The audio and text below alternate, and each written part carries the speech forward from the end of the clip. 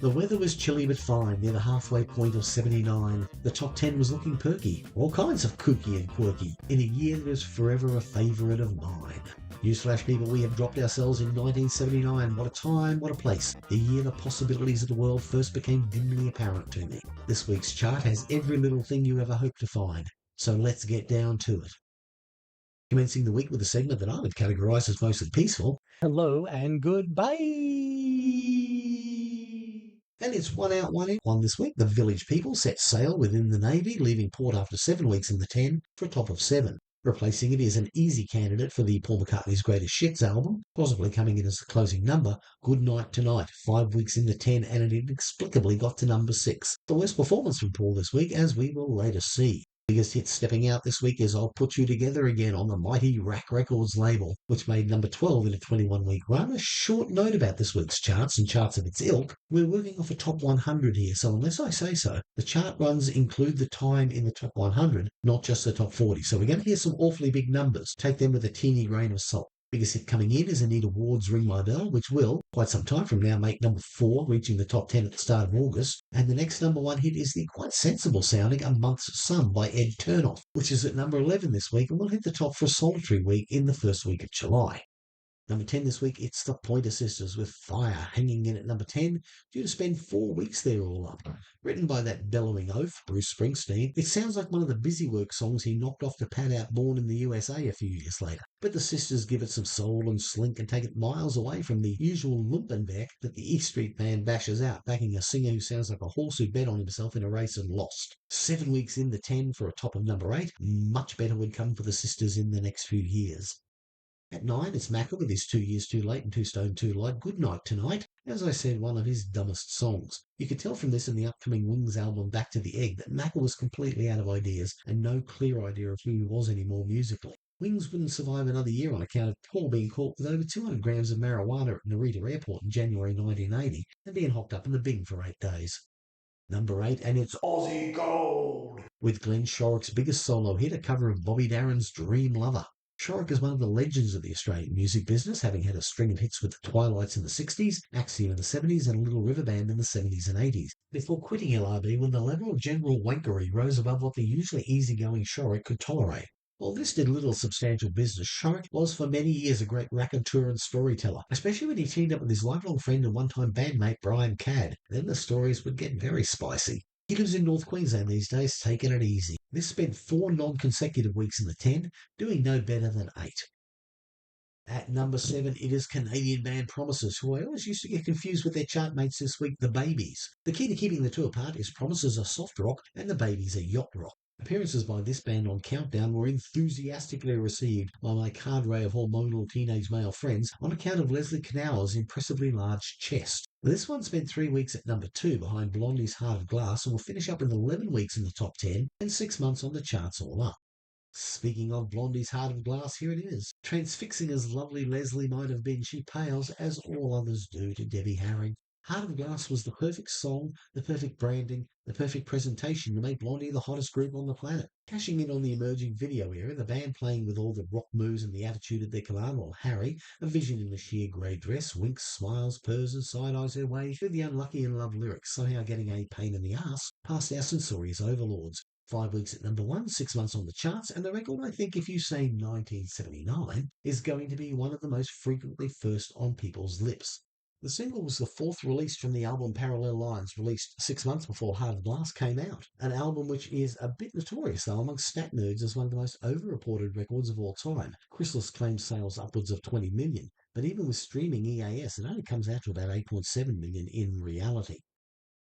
Change of pace for this week's There's Going to Be a Showdown segment. While there was no natural comparison to make this week between any of the acts, there being quite a few one and two hit wonders about, I got to thinking about Blondie and how they were a girl singer with an all-guy instrumental unit. And I thought there are a few bands like that which have been very successful, and some of them also had ladies as significant instrumental contributors. So let's shoot out the 12 most successful mixed gender bands of all time. I think you'll be very surprised by some of the bands that are not on the list. Little housekeeping first. The real figure we're looking at here is called equivalent album sales, which combines physical album sales with streams, digital singles, physical singles, and a few other more obscure things like YouTube plays, but not TikTok, and various Brazilian and Chinese streaming sites into an ever-changing algorithm which tries to turn apples into oranges and weight every act relatively. Also, you have to be a mixed gender band for most of your successful run to have made this list. So Linkin Park, who are technically a mixed gender band and have sold over 100 million albums, won't make the list because they haven't sold any records yet with Emily to make a difference. And I'm not going anywhere near they, them, she, him singers. First up at 12, we have Ike and Tina Turner, who owe their supremacy to an enormous catalogue and a number of really good selling live albums. See how Other, which is non-studio albums and compilations, outsells studio albums over 3 to 1 for a total of 34.9 million sales and 293rd place on the list. Number 11 is Evanescence, a really weird case who sold fat stacks of their debut album, then a quarter of that for the follow-up, and a quarter of that for the follow-up to it, which at that point they seem to have gotten the message. Strong streaming figures, these figures are the streams converted to EAS, so 6.48 million EAS is about 10.7 billion streams. To help get them this high, a total of just over 35 million sales for 290th place. If you're wondering, Tyler the Creator and K-pop band EXO separate Ike, Tina and Evanescence. At number 10, it's The Cause, our first band where the ladies do some of the instrumental heavy lifting. Strong and consistent album sellers, their 35.3 million sales drops them exactly one spot ahead of Evanescence at 289. Close by is number 9, the Swedish band we all forgot existed, Ace of Base, with 37.12 million sales, a phenomenal proportion of which are in the other album category. And if you look at their discography, for a band that had 2 decent hits, they do have more greatest hits albums than you can shake a stick at. Literally right next door at number 8, No Doubt, who dominated the late 90s with their Tragic Kingdom album, physical sales of which account for half of their 37.15 million sales, and they are, as indicated, at number 278. 7th are the Smashing Pumpkins, who did their best work with the redoubtable Darcy Retzky, who played bass with them until 1999, until she was replaced by Melissa Auf der Maar, ex of Hole. Smashing Pumpkins, a band I think which has been a little unfairly forgotten since their heyday, sold 25 and 3/4 million studio albums, Melancholy and the Infinite Sadness accounting for 10 million of them, and they have performed solidly in streaming. They have a total of 40.8 million sales for a 247th place spot. At 6, it is Blondie, a band that's done well in album sales and in greatest hits packages and has sold a lot more singles than any of the other bands so far, for a total of about 46.4 million sales and 229th place. The top begin to pull away, and number 5 is the Cranberries, who had a couple of big albums in the mid-90s. No need to argue accounts for half of their total sales here, and I suspect that recent tragedy has boosted their stream numbers immensely, but just a shade under 50 million sales and an all-time ranking of 210. Big gap to our next artist, which, despite being intimately associated with one album, has actually been and is a consistent seller, Sade.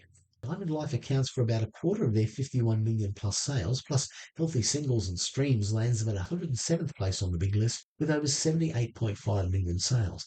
It is a matter of some contention, though, as to whether Sade are actually a band or not. 3 is a band everyone knows I am mad for. Carpenters, the biggest selling American act of the 70s, who never had a truly massive album but still sold consistently good numbers right to the end. Karen played drums over all their albums as well, so they count as mixed instrumentalists too. 103.75 million sales and 68th place. Number 2 is Fleetwood Mac, another band where the girl does more than sing, or at least one of them, and boy did they sell some records. Rumours, of course, covers about 35.5 million, and streams are huge for them. Despite writing some of the most memorable radio songs of the 70s and early 80s, they were never really a singles band. It was only the TikTok leading to Spotify success of Dreams that gave them any semblance of a huge hit. Still, who needs them when you have over 160 million sales and 26th spot on the ladder? Watch out, Whitney Houston. The Mac have already swamped Neil Diamond, and they're coming for you. Who is number 1? And we're a Roxette and Heart. Well, it shouldn't be too hard to work out our top mixed gender group. It is, of course, ABBA, another one of history's most over-reported sales figures alongside the Eagles and AC/DC. A singles group, their album sales were more like Carpenter's, except Arrival, which did do 10 million plus, but the greatest hits albums sold double their studio albums. ABBA Gold, 34 million plus an endless torrent of streams, gives them a rightful supremacy amongst the mixed gender groups and 22nd place overall. Just reward for a catalogue of glorious music from day one right to the end. Well, back into the top 10. Number 5 this week is Gloria Gaynor with her disco-rific I Will Survive, currently doing a bang-up job of surviving in its 8th week of 10 in the 10. 5 is the highest it got, and it spent an amazing 6 non-consecutive weeks there. But this isn't a record. Boney Maroney by Hush spent a staggering 7 weeks at number 5 in June, July, and August 1975. 22 weeks on the charts, this song has found an enduring cultural ubiquity far beyond the weight of its initial impact. Now it's time for the segment that looks at the great records on the charts that didn't make the top 10. Local record buyer is an idiot. 4 noteworthy examples this week. Every Night by Phoebe Snow, which got a lot of airplay and is certainly a better example of Paul McCartney's songcraft than Good Night Tonight, ultimately stiffed on the charts, not even making the top 20 in a run of 22 weeks, bumping about the bottom of the chart. The Logical Song by Supertramp, a song I am amazed didn't make number 1 given the popularity of the album it came from, only in fact got as high as number 16. Another lead single from a hugely popular album, Chuck E's in Love from Ricky Lee Jones, underperformed similarly, making 15 nationally. It might be that it did better here in Brisbane. I adore, by the way, Ricky Lee Jones, one of my top 10 favourite live acts ever. And finally, another really well-known song in What a Fool Believes by the Doobie Brothers. A slick commercial confection you'd have bet money on to make the top 10, but it carked it at number 12. I could easily flip 4 songs out of this top 10 to make a place for these, in my opinion, superior songs. One of which is number 4, On the Inside, the theme from the epic Australian soap opera Prisoner by Lynn Hamilton. Prisoner was a super cheap soap that ran for 692 episodes. It was set in a women's prison, but it was nowhere near as sexy as you might have thought that could be. The show was a leg up in the business for a lot of very bad actors or non-actors who just wandered into the production building, got told to get changed and handed 2 lines on a post-it note. It was also a stop-off point for a number of established actors who were down on their luck and just looking for a way to make that month's car payment. But the really interesting story here isn't the show or the song, it's the singer. Lynn Hamilton was a top backup singer in the UK who toured with The Who, The Stones, Jimi Hendrix and The Animals and was on first-name terms with all of the Beatles. She immigrated to Australia in the early 70s looking for a fresh start and thought to herself, I'll give the old religion a go. And she got into the God racket in the mid-70s. She claims God gave her this hit record so she'd have the forum to tour and find an audience to preach to. God thus far hasn't confirmed this. Imagine going down to the local beer and rubber chicken club expecting to hear some soothing wuss rock. Wuss rock is softer than soft rock, and I may have just made that term up. And expecting tales of monkey shines with Moon the Loon, and instead being wassailed by hardcore evangelical proselytizing in the midst of the melody of 19th Nervous Breakdown, Acid Queen, and We Gotta Get Out of This Place. But these days, indeed, one-hit wonder is a big wig in the Jesus biz, with her own super schmick church down the Gold Coast. I'm going to go to hell for that, aren't I? Be seeing you. Number 3 sees us clinging onto the dusty lapels of disco's rather threadbare tuxedo with Amy Stewart's Knock on Wood. Gotta say, it's a damn fine record. Stewart is a really good singer, and although this is another one I can't believe didn't get to the top, spending 4 weeks at number 2 behind her current number 1, dropping down to 3 this week. Stewart lives in Italy nowadays and has spent many years as a UNICEF ambassador. This song spent 3 months in the 10 and 27 in the top 100. Number 2 is a real breath of fresh air on the charts, the irrepressible Lena Lovitch with the new wave bellwether Lucky Number. Said to have played a major part in convincing John Lennon that the world was ready to celebrate the vocal stylings of Yoko Ono. In a week where half the top 10 was made up of one-hit wonders, Lucky Number stood head and shoulders above that pack. It'll spend the next 2 weeks at number 2, but it thoroughly deserved the top spot. Bang, crash, amazing facts. The first president of Zimbabwe, Canaan Banana, passed a law against people making jokes about his name. Anyone arrested, though, could always get off on appeal. In a 3x3x3 Rubik's Cube, there are 43 quintillion, 252 quadrillion, 3 trillion, 274 billion, 489 million, 856,000 possible opening combination. Since streaming came in, the number of songs on the Billboard Top 10 that only stayed 1 week jumped from 17% to 40%. On the chart I use here, it's 6.75%.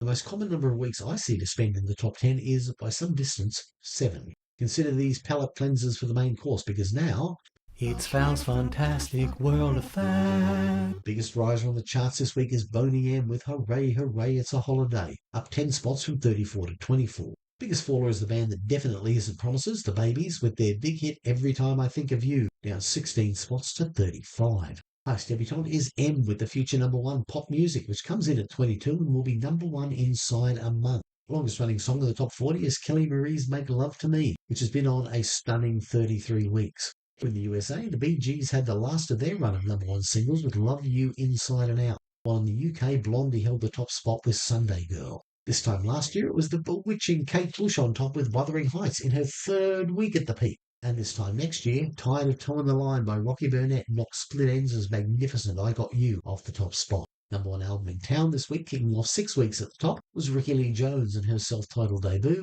having dispatched a Bob Seger collection.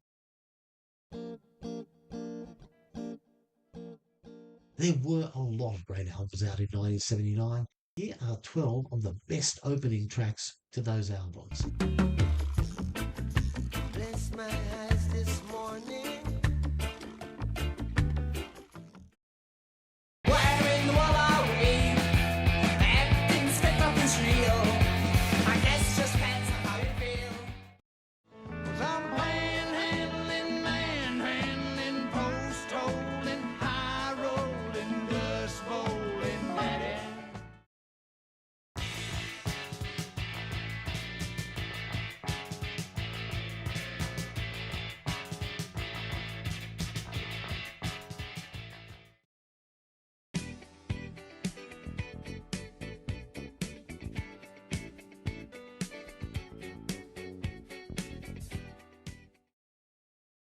I never know why I had to go, why I had to put up such a lousy rattle show. You may be rich or poor, you may be blind or lame, maybe living in another country under another name, but you're gonna have to serve somebody. Flammable material planted in my head. It's a suspect of fight, just a tooth of death. The solutions are a problem. 10:15 on a Saturday night. An attack drips under the strip light. Looking for some hot stuff, baby, this evening. I need some hot stuff, baby, tonight. I want some hot stuff, baby, this evening.